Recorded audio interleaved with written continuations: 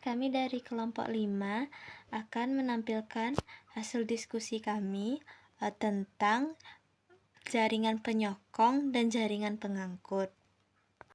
Sebelumnya, izinkan saya memperkenalkan anggota dari kelompok 5. Saya Syarifah Rahmadani sebagai moderator dan rekan saya Arlan Natasha, Lindayana, dan Nur Amalia Khairul. Diharapkan setelah menonton video ini, teman-teman dapat memahami materi tentang jaringan penyokong dan jaringan pengangkut. Langsung saja masuk kepada materi kita. Baiklah teman-teman, di sini saya akan menjelaskan tentang jaringan penyokong, di mana di sini kami merangkum ada dua jaringan penyokong. Yang pertama jaringan Colen-Kim dan yang kedua ada jaringan Scleren-Kim. Di sini saya akan menjelaskan bagian jaringan Colen-Kim.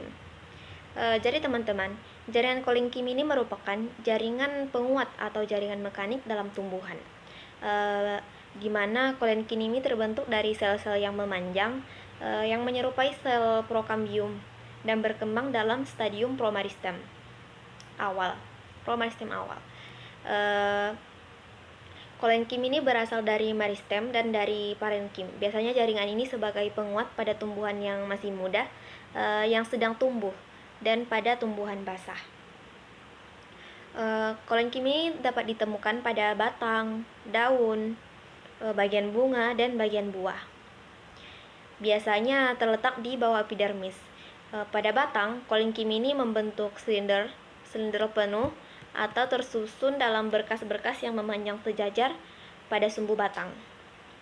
Sedangkan pada daun, Colen-Kim ini terdapat di kedua sisi tulang atau pada satu sisi saja, serta terdapat pula di sepanjang tepi daun. Next. Materi selanjutnya yaitu tentang karakteristik Colen-Kim. Di sini saya merangkum beberapa karakteristik Colen-Kim. Yang pertama itu Colen-Kim terdiri dari sel hidup yang memanjang dengan dinding yang tebal. Yang kedua, parenkim ini berfungsi sebagai penyokong organ yang muda dan dewasa. Yang ketiga, Colen-Kim ini bersifat plastis dan dapat meregang irreversibel saat tumbuh. Yang dimaksud dengan irreversibel di sini berarti Colen-Kim ini tidak dapat kembali ke bentuk semula setelah mengalami pertumbuhan atau perkembangan. Yang keempat ada Colen-Kim bisa mengandung kloroplast tergantung jenisnya. Yang dimaksud tergantung jenisnya ini di sebagian Colen-Kim khusus yang memiliki sel yang sempit dan memanjang, ada yang hanya memiliki sedikit Colen-Kim atau bahkan tidak memiliki Colen-Kim sama sekali. Yang kelima, sel Colen-Kim ini berisi tanin. Yang keenam, sel Colen-Kim ini terdapat di batang, daun, bunga, buah, akar, dan di mana Colen-Kim ini berkembang dengan sinar matahari. Pada batang, Colen-Kim ini berbentuk silinder atau pita memanjang, sedangkan pada daun terdapat di sekitar tulang dan tepi daun. Bentuk dan ukuran sel Colen-Kim ini bervariasi. Ada yang berbentuk prisma pendek, ada yang mirip sel parenkim, dan ada yang beberapa bentuk yang seperti serabut dengan ujung yang runcing. Kemudian dinding sel Colen-Kim ini tersusun dari selulosa dan pektin. Dan Colen-Kim ini terdiri dari mengandung air dalam dinding selnya sekitar 67%. Next. Slide selanjutnya saya akan menjelaskan tentang fungsi Colen-Kim. Yang pertama, Colen-Kim ini mendukung struktur daun dan batang. Jadi teman-teman, fungsi jaringan Colen-Kim ini yang menyusun organ daun berfungsi untuk memberikan dukungan struktural pada daun dan membantu bentuk daun tersebut. Sedangkan pada batang, jaringan Colen-Kim ini berfungsi sebagai dukungan mekanis bagi batang tumbuhan, di mana Colen-Kim ini membantu tumbuhan agar tetap tegak dan mampu menahan tekanan dari berbagai arah, seperti tekanan angin atau berat dari daun dan buah.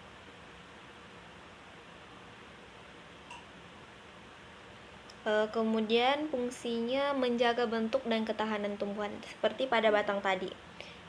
Dan yang ketiga, fungsinya membantu transportasi air dan nutrisi.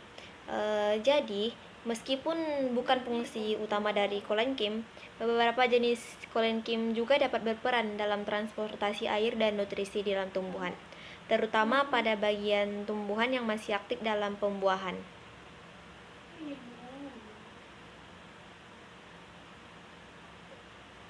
Yang keempat, ada kolenkim ini memberikan fleksibilitas dalam beradaptasi.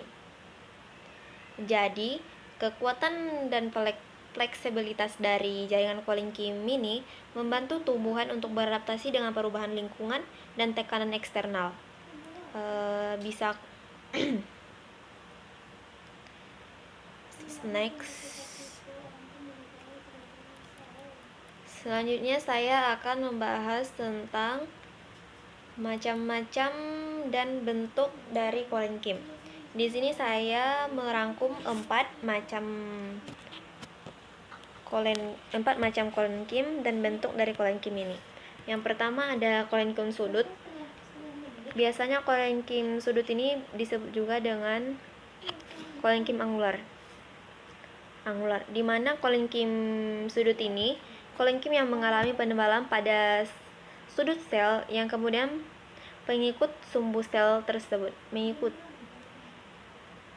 Kolenkim yang mengalami penebalan pada sudut sel yang kemudian mengikuti sumbu sel tersebut, di mana penebalan tersebut akan terlihat pada sel yang bertemu 3 atau lebih di sudutnya ketika dilihat pada irisan melintang. Dapat teman-teman lihat pada gambar yang telah saya sajikan. Di situ terjadi penebalan di mana mereka bertemu sehingga ada yang membentuk prisma, ada yang membentuk segitiga, dan lain sebagainya. Macam kolenkim selanjutnya yaitu kolenkim anular. Di mana jaringan kolenkim anular ini berbentuk pipa, yaitu dinding selnya menebal secara merata di sekeliling sel. Jaringan ini memberikan kekuatan yang seragam di seluruh jaringan. Seperti gambar yang telah saya sajikan di PPT, selnya menebal secara merata. Dapat teman-teman lihat pada dinding selnya, ia melingkar secara merata. Ada yang berbentuk pipa, ada yang berbentuk cincin, dan lainnya. Dan macam-macam jaringan kolenkim selanjutnya itu kolenkim lamelar. Jadi jaringan kolenkim lamelar ini berbentuk memanjang dan memiliki dinding sel yang menebal pada bagian tangensial. Seperti gambar yang telah saya sajikan, teman-teman dapat mengamatinya bahwa dinding selnya itu menebal pada bagian tangensialnya. Macam dan bentuk kolenkim selanjutnya itu kolenkim lakunar. Di mana kolenkim lakunar atau lakunats ini adalah jaringan kolenkim yang mengalami penebalan pada permukaan ruang antara sel, di mana jaringan ini menempati ruang pada tumbuhan yang kosong. Seperti gambar yang telah saya sajikan, teman-teman dapat melihat bahwa penebalan terjadi itu di ruang-ruang yang kosong. Dinding selnya menebal sedangkan di dalamnya ini itu kosong, seperti gambar yang telah saya sajikan.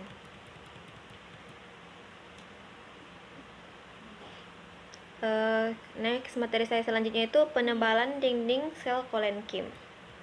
Jadi teman-teman, penebalan dinding sel kolenkim ini terdiri dari lapisan-lapisan yang bergantian antara banyak mengandung selulosa dan hanya sedikit mengandung pektin, dengan yang sedikit selulosa dan banyak pektin. Di mana kandungan selulosa, lapisan-lapisan yang lebih dekat dengan ruang sel semakin banyak. Pada sel-sel kolenkim yang dindingnya sangat tebal, dapat dijumpai dengan adanya saluran noktah, di mana dari penebalannya ini, dinding sel kolenkim tidak dapat dibedakan antara penebalan primer dan penebalan sekunder. Jadi sekian yang dapat saya sampaikan. Saya kembalikan ke moderator. Baiklah, saya akan menjelaskan materi tentang jaringan penyokong, yaitu sklerenchyme. Apa itu sklerenchyme? Sklerenchyme merupakan jaringan penyokong pada tumbuhan yang terdiri dari sel-sel mati. Pada jaringan sklerenchyme, dinding selnya mengalami penebalan, sehingga dinding selnya menjadi kuat. Jaringan sklerenchyme juga terdiri dari beberapa komponen, yaitu selulosa, hemiselulosa, dan lignin. Komponen ini merupakan salah satu komponen penyusun utama kayu. Baiklah, materi selanjutnya tentang karakteristik atau ciri-ciri dari jaringan sklerenchyme. Yang pertama, jaringan sklerenchyme itu terdiri dari sel-sel mati, bersifat kaku dan keras, tidak terdapat protoplasma. Protoplasma merupakan zat hidup sel. Zat hidup sel ini terdiri dari sitoplasma, nukleus, dan organel sel. Jadi, jaringan sklerenchyme tidak memiliki ini. Selain itu, dinding pada jaringan sklerenchyme mengandung lignin. Lignin merupakan senyawa organik yang dapat memperkuat dinding sel pada tumbuhan sehingga tumbuhan dapat terlindungi. Biasanya, jaringan sklerenchyme ini ditemukan pada tumbuhan yang sudah tua. Sel-sel pada jaringan sklerenchyme tersusun rapat, serta jaringan sklerenchyme memiliki bentuk serabut atau sklereid. Jaringan sklerenchyme memiliki fungsi sebagai penyokong dan memberikan kekuatan pada tumbuhan. Karena sklerenchyme memiliki sifat yang keras dan kaku, jaringan sklerenchyme dapat melindungi organ dalam dari tumbuhan. Jaringan sklerenchyme menyusun bagian keras dari tumbuhan. Dalam dunia industri, jaringan sklerenchyme yang berbentuk serat dapat dimanfaatkan untuk membuat kertas, kain, dan tali. Jaringan sklerenchyme memiliki dua macam bentuk. Bentuk yang pertama yaitu serabut sklerenchyme. Ciri-cirinya yaitu memiliki bentuk panjang dan ramping seperti benang. Selnya tersusun secara berkelompok. Sel ini banyak ditemukan pada daun, batang, dan pembuluh angkut. Contohnya serat rami, serat kelapa, dan serat kapas. Bentuk yang kedua yaitu sklereid atau sel batu memiliki ciri-ciri bentuk selnya lebih pendek dan tidak beraturan. Dinding selnya sangat tebal, tersusun secara tersebar atau berkelompok. Selnya biasanya ditemukan pada kulit biji, tempurung kelapa, dan daging buah pir yang berpasir. Itulah dua macam bentuk dari jaringan sklerenchyme. Berikut sudah kelompok kami sediakan gambar antara bentuk sklereid dengan bentuk serabut sklerenchyme. Silahkan diamati ya teman-teman. Sampai di sini penyampaian materi saya. Sekian, terima kasih. Baik, di sini saya akan menjelaskan tentang jaringan pengangkut. Yang pertama yaitu jaringan xilem. Xilem adalah jaringan pengangkut pada tumbuhan yang berfungsi untuk mengalirkan air dan mineral dari akar ke seluruh bagian tumbuhan, terutama daun. Xilem juga berperan dalam memberikan kekuatan mekanis pada tumbuhan karena memiliki dinding sel yang tebal dan mengandung lignin. Xilem disebut juga sebagai pembuluh kayu. Teman-teman bisa lihat pada gambar yang tersedia pada PPT. Materi kedua yaitu jenis silem. Silem dapat dikategorikan menjadi dua jenis berdasarkan asal pembentukannya. Yang pertama yaitu silem primer, dibentuk oleh prokambium selama pertumbuhan primer dan terdiri dari protosilem atau terbentuk lebih awal, dan metasilem terbentuk belakangan. Yang kedua yaitu silem sekunder, dibentuk oleh kambium selama pertumbuhan sekunder dan lebih tebal dibandingkan silem primer. Materi selanjutnya itu tentang karakteristik silem. Silem memiliki beberapa karakteristik yang khas yang mendukung fungsinya dalam pengangkutan air dan mineral serta memberikan kekuatan struktural pada tumbuhan. Yang pertama yaitu tersusun dari sel mati dan hidup. Sebagian besar sel silem seperti trakeit dan pembuluh silem atau vessel merupakan sel mati yang sudah mengalami lignifikasi. Beberapa sel seperti parenkim silem tetap hidup dan berperan dalam penyimpanan serta perbaikan jaringan. Yang kedua yaitu dinding sel tebal dan mengandung lignin. Dinding sel silem mengalami penebalan oleh lignin yang membuatnya lebih kuat dan bertahan terhadap tekanan. Lignifikasi juga membantu mencegah keruntuhan pembuluh saat air ditarik ke atas akibat transpirasi. Yang ketiga yaitu mampu mengangkut air secara pasif. Pengangkutan air dalam silem tidak memerlukan energi dari tumbuhan, melainkan bergantung pada tekanan akar, kapilaritas, dan tarikan transpirasi. Yang keempat yaitu mendukung struktur mekanis tumbuhan. Karena dinding sel yang tebal dan kuat, silem membantu menopang batang dan cabang agar tetap tegak. Yang kelima yaitu akar pengangkutan satu arah dari akar ke daun. Tidak seperti floem yang dapat mengalirkan zat ke beberapa arah, silem hanya mengalirkan air dari mineral dari akar menuju daun. Yang keenam yaitu bersifat berongga dan tidak memiliki protoplasma. Sel-sel silem kehilangan isi selnya selama perkembangan sehingga membentuk tabung berongga yang memudahkan pergerakan air. Yang ketujuh yaitu dapat berupa silem primer atau sekunder.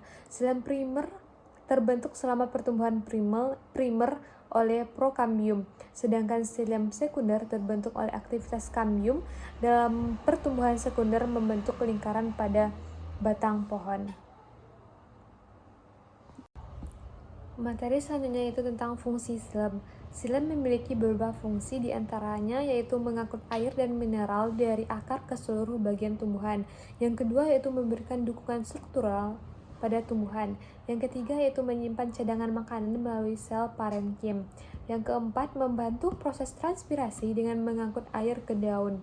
Yang kelima yaitu membantu menjaga keseimbangan pH dalam tumbuhan. Materi selanjutnya yaitu tentang komponen penyusun silem. Silem terdiri dari beberapa jenis sel yang bekerjasama dalam pengangkutan air.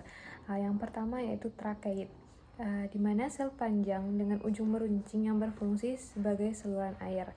Yang kedua yaitu vessel atau pembuluh silem, tabung panjang yang tersusun dari sel mati dengan dinding berlubang memungkinkan air mengalir dengan lebih efisien. Yang ketiga yaitu parenkim silem, sel hidup yang berfungsi menyimpan cadangan makanan dan membantu dalam perbaikan jaringan. Yang keempat yaitu serabut silem, berfungsi untuk memberikan kekuatan mekanis tambahan pada tumbuhan. Baiklah, saya di sini akan menyampaikan materi mengenai floem, di mana floem adalah jaringan pengangkut pada tumbuhan yang berfungsi untuk menyalurkan hasil fotosintesis dari daun ke seluruh tumbuhan. Floem ini juga bisa kita sebut dengan pembuluh tapis. Selanjutnya adalah karakteristik dari floem ini. Yang pertama, memiliki sel pengiring, di mana sel pengiring atau sel hidup yang terletak di samping sel tapis. Sel pengiring ini membantu dalam mengatur aktivitas sel tapis dan menyediakan energi untuk bertransportasi. Dan yang kedua adalah sel tapis, di mana sel tapis adalah sel hidup yang memiliki dinding sel yang berlubang, yang disebut dengan lempeng tapis. Lubang-lubang ini memungkinkan aliran gula dan zat lainnya melalui sel tapis.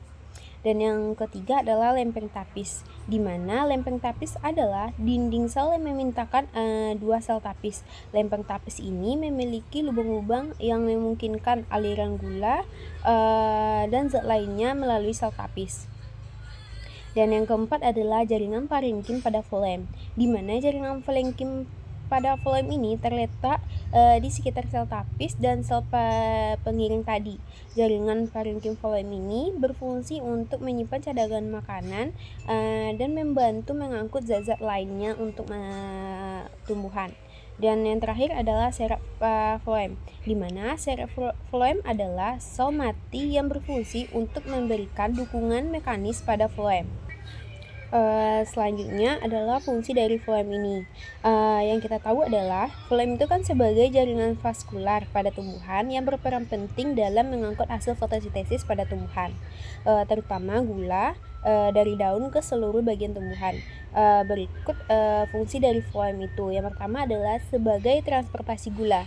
Fungsi utama floem adalah untuk mengangkut gula yang dihasilkan dari proses fotosintesis tadi pada daun ke seluruh bagian tumbuhan. Gula ini merupakan sumber energi utama untuk pertumbuhan, perkembangan, dan aktivitas metabolisme pada tanaman. Dan kedua adalah berfungsi sebagai transportasi zat-zat lainnya, yaitu seperti hormon pada tumbuhan seperti auksin, giberelin, dan sitokinin diangkut melalui floem untuk mengatur pertumbuhan dan perkembangan dari tanaman itu. Yang kedua adalah zat asam amino, di mana asam amino yang dibutuhkan untuk sintesis protein diangkut melalui floem ini. Selanjutnya adalah vitamin. Vitamin yang penting untuk pertumbuhan dan perkembangan tanaman juga diangkut melalui floem. Dan yang selanjutnya adalah mineral. Beberapa mineral yang diserap dari tanah juga dapat diangkut melalui floem ini, meskipun sebagian besarnya diangkut oleh xilem. Dan yang terakhir berfungsi sebagai dukungan mekanis, di mana floem mengandung serap floem yang merupakan sel mati yang berfungsi untuk memberikan dukungan mekanis pada jaringan floem ini. Serap floem membantu menjaga bentuk dan kekuatan floem, sehingga menahan tekanan dan menjaga aliran zat-zat yang diangkut oleh floem ini. Sekian penyampaian materi dari saya mengenai floem. Saya kembalikan lagi kepada moderator. Baik, di sini saya akan melanjutkan materi tentang berkas pengangkut. Di mana berkas pengangkut ini adalah jaringan pengangkut yang berfungsi mengangkut air, nutrisi, dan mineral pada tumbuhan. Sama seperti xilem dan floem, tetapi berkas pengangkut ini memiliki beberapa jenis berkas pengangkut. Yang pertama yaitu berkas pengangkut kolateral. Jenis kolateral ini terbagi menjadi dua, yaitu kolateral terbuka dan kolateral tertutup. Kolateral terbuka di mana xilem dan floem berdampingan, ada kambium, contohnya pada dikotil, sedangkan kolateral tertutup di mana xilem dan floem berdampingan tanpa ada kambium, contohnya pada monokotil. Yang kedua yaitu bikolateral, xilem diapit oleh dua floem, luar dan dalam, contohnya keluarga Solanaceae.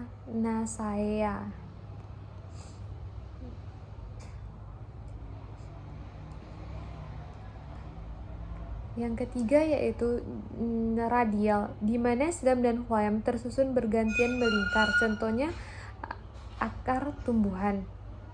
Yang keempat yaitu konsentris.